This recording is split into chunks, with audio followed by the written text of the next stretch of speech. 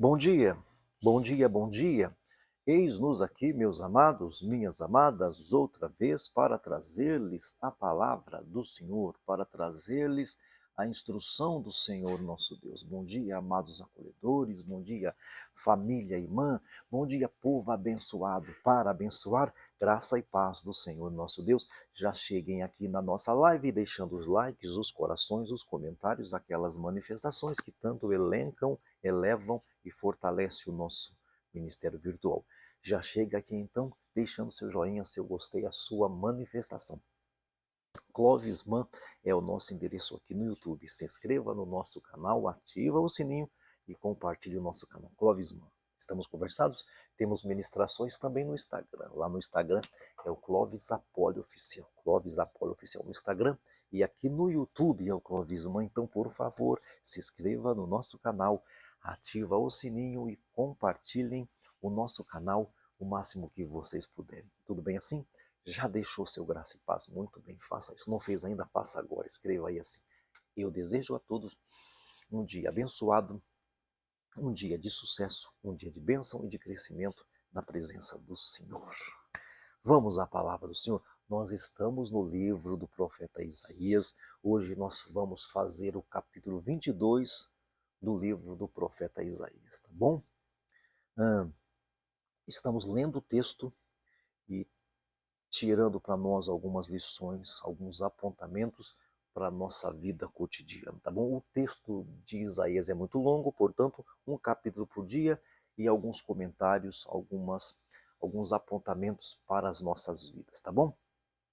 Isaías capítulo 22, vamos lá? Vamos ler o texto e depois vamos fazer algumas observações. Leiamos o texto?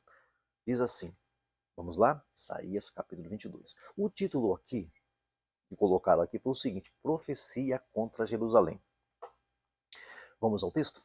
Diz assim o texto sagrado: advertência contra o vale da visão. O que está perturbando vocês agora? O que os levou a se refugiarem nos terraços? Cidade cheia de agitação, cidade de tumulto e de alvoroço. O que fez isso? Na verdade, os seus mortos não foram mortos a espadas, nem morreram em combate. Todos os seus líderes fugiram juntos. Foram capturados sem o uso de arco. Todos vocês foram encontrados e presos. Embora tenham fugido para bem longe, foram encontrados. Por isso eu disse: não olhem para mim, deixem-me chorar amargamente. Não tentem consolar-me por causa da destruição do meu povo. Pois o soberano, o Senhor dos exércitos, decretou um dia de tumulto, pisoteamento e pavor no vale da visão. Dia de derrubar muros e de gritar por socorro pelos montes. Elão apanhou a aljava. Elão aqui é o famoso Irã, né? Elão apanhou a aljava e avança com os seus carros e cavalos. Kir ostenta o escudo. Os vales mais férteis de Judá ficaram cheios de carros, e cavaleiros tomaram posição às portas das cidades. Judá ficou sem defesas. Naquele dia vocês olharão para as armas do palácio da floresta e viram que a cidade de Davi tinha muitas brechas nos seus muros. Vocês armazenaram água no açude inferior, contaram as casas de Jerusalém e derrubaram algumas para fortalecer os muros. Olha a situação. Para a água do açude velho, mas não olharam para aquele que fez essas coisas, nem deram atenção àquele que há muito as planejou. Naquele dia, o soberano, o Senhor dos exércitos, os chamou para que chorassem, pranteassem, para que arrancassem os cabelos e se vestissem com pano de saco. Mas ao contrário, houve júbilo e alegria, abate de gado e matança de ovelhas, muita carne e muito vinho. Vocês diziam: comamos e bebamos, porque amanhã morreremos. Olha a desfeita. O Senhor dos Exércitos revelou aos meus ouvidos isto: até o dia da morte de vocês não haverá expiação em favor desse pecado, diz o soberano, o Senhor dos Exércitos. Assim diz o soberano, o Senhor dos Exércitos. Vá dizer a esse Sebna, administrador do palácio, que faz você aqui? E quem deu a você permissão para abrir aqui um túmulo? Você que o está lavrando no alto do monte e talhando na rocha o seu lugar de descanso? O que faz você aqui? Veja que o Senhor vai agarrar você e o atirar para bem longe, ó homem poderoso. Ele o fará rolar como uma bola e o atirará em um vasto campo. Ali você morrerá e ali suas imponentes carruagens se tornarão a vergonha da casa do seu Senhor. Eu o demitirei das suas funções e do seu cargo você será deposto. Naquele dia convocarei o meu servo Eliaquim, filho de Euquias, eu o vestirei com o manto que pertencia a você, meu Deus. Com o seu cinto o revestirei de força e a ele entregarei a autoridade que você exercia. Ele será um pai para os habitantes de Jerusalém e para os moradores de Judá. Porei sobre os ombros dele a chave do reino de Davi. O que ele abrir, ninguém conseguirá fechar. O que ele fechar, ninguém conseguirá abrir. Meu Deus do céu, hein? Eu o fincarei como uma espada em terreno firme. Ele será para o reino do seu pai um trono de glória. Toda a glória da sua família dependerá dele. A sua prole e os seus descendentes, todos os seus utensílios menores, das bacias aos jarros. Naquele dia, declara o Senhor dos Exércitos, a estaca fincará em terreno firme, cederá, será arrebentada e desabará, e o peso sobre ela cairá, pois o Senhor o declarou. Este é o texto, este é o capítulo 22 do profeta Isaías, e nós vamos então aqui fazer algumas considerações. Aqui no caso, o foco volta para Jerusalém.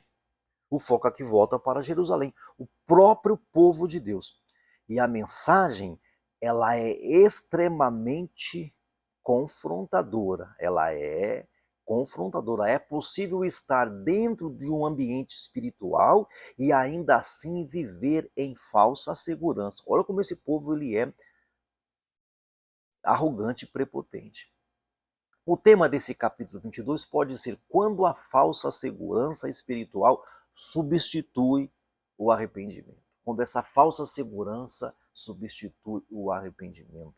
A verdade central que nós temos nesse capítulo é a seguinte: Deus chama ao arrependimento verdadeiro, não apenas ajustes externos, não apenas ajustes periféricos. O problema que nós temos aqui é o seguinte: o homem responde às crises com superficialidade, evitando tratar da essência, evitando mexer com o coração da questão.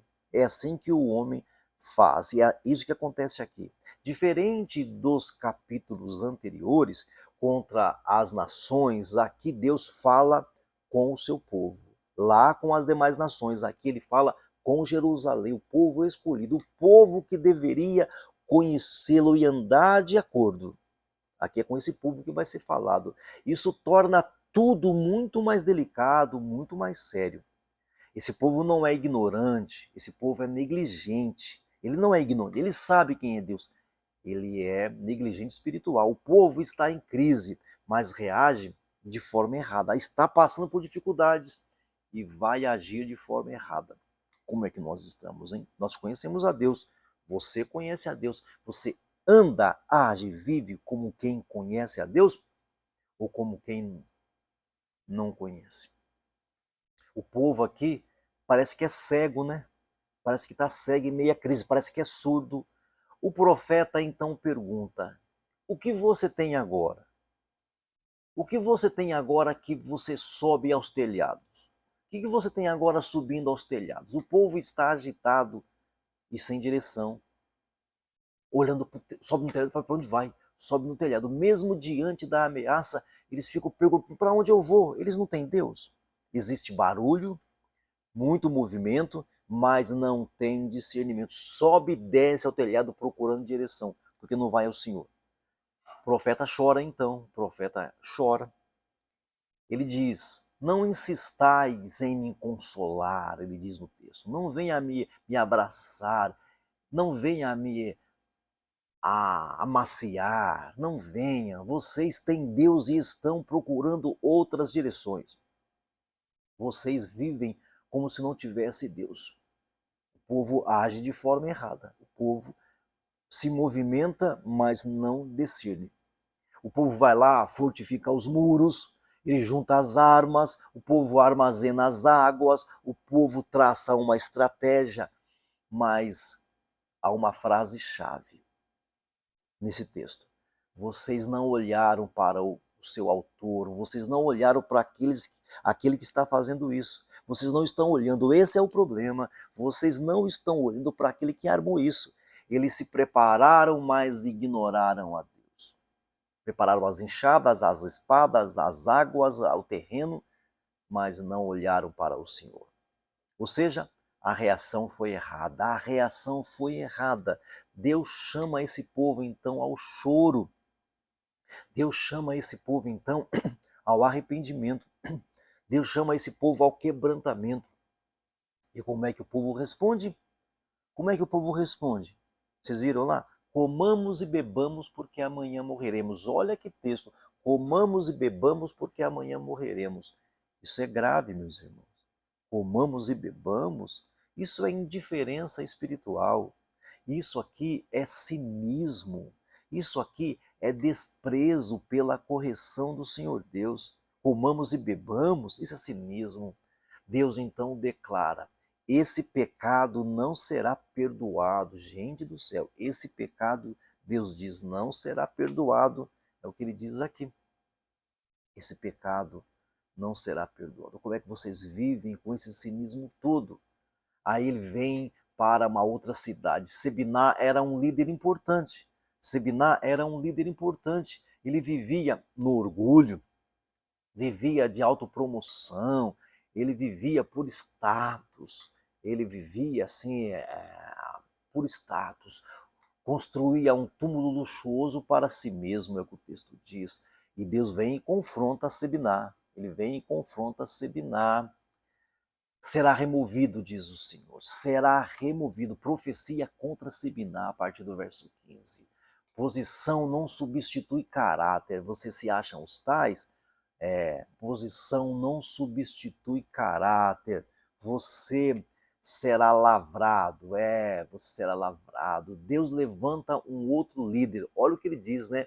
Olha o que ele fala, vou levantar Eliaquim. Eu levanto outro líder para reinar, para governar, com as características que eu quero, com a característica da fidelidade, estável, responsável. Eu colocarei sobre ele a chave, ele fala a chave de Davi. Ele fala que vai dar para ele aqui a chave do Davi, que vai dar para ele a autoridade, que ele vai abrir, ninguém vai fechar, não é? Que ele vai fechar, ninguém vai abrir. Ele se torna um suporte, esse Eliaquim, se torna uma referência segura, porque Deus vai fazer isso. O Senhor Deus está falando, eu vou arrancar esse e vou colocar aquele. O Senhor Deus opera assim, o Senhor Deus trabalha assim. Ele está no controle, meus irmãos. Mesmo alguém firme pode cair, mesmo alguém grandão pode cair, mesmo alguém fortão pode cair. Isso mostra que nenhum homem é segurança absoluta, nenhuma nação, nenhuma civilização é potência suficiente contra Deus. Ninguém pode substituir Deus. É como alguém que percebe rachaduras na casa, olha para a casa e a casa está cheia de rachaduras e ele decide, eu vou pintar as paredes.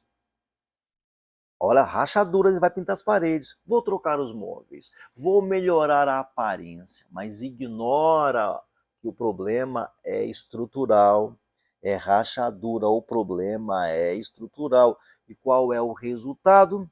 A casa continua em risco. Pintura, trocas de móveis, pintura não resolve nada. Assim é a vida espiritual sem se voltar para o Senhor, sem arrependimento, sem buscar o Senhor Deus. É assim que vive, é isso que acontece com aqueles que se tornam independentes de Deus. Isaías 22, então, é extremamente atual. Esse capítulo 22 é para os nossos dias. A atividade não substitui a dependência de Deus. Lembra lá de Apocalipse? Conheça as tuas obras. Lembra disso? Conheça as tuas obras. Você pode fazer muita coisa, se mexer demais e ainda assim ignorar a Deus. Você pode fazer muitas coisas para Deus e ignorar a pessoa de Deus. As crises vai revelar aonde você coloca o seu coração. O problema não é a crise, o problema é a resposta que você dá em meio à crise.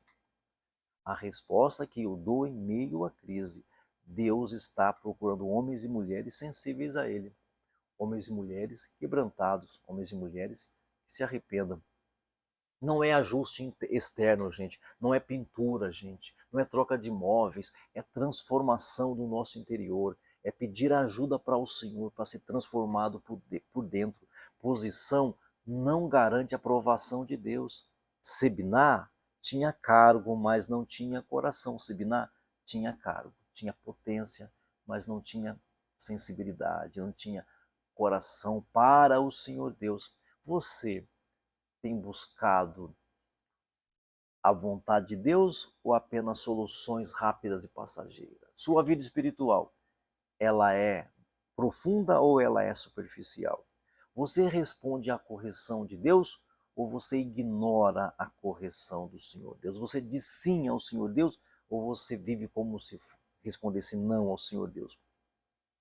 Hoje a gente é confrontado, eu sou confrontado, você é confrontado, Deus está chamando.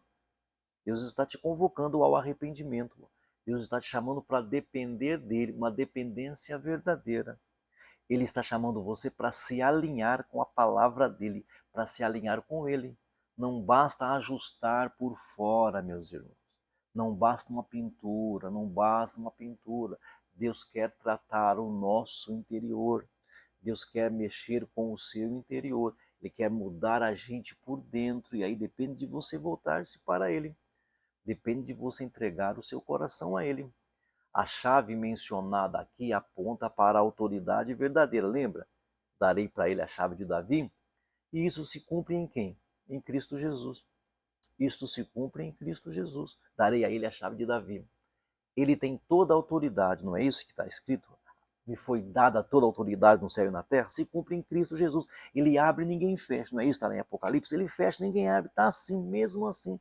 Ele fecha, ninguém abre, ele abre, ninguém fecha. Ele é o único, Cristo Jesus é o único fundamento seguro. Cristo Jesus é o único fundamento seguro para a sua vida. Dependa de Cristo. Em Cristo Jesus, tudo se torna eterno.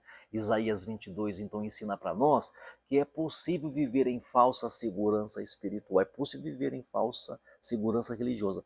Preparação sem Deus é insuficiente. Deus busca o verdadeiro arrependimento, o arrependimento verdadeiro. Posição não substitui caráter. Já aprendemos isso. Cristo é a autoridade final. Cristo Jesus fecha, ninguém abre. Abre, ninguém fecha. Agora o Davi é rei para sempre. Nós somos reis e sacerdotes para sempre por causa de Cristo Jesus. Que nós sejamos sensíveis. Cuidado, pessoal. Cuidado com viver de forma externa. Cuidado para que você e eu não estejamos pintando as nossas paredes e ignorando as rachaduras.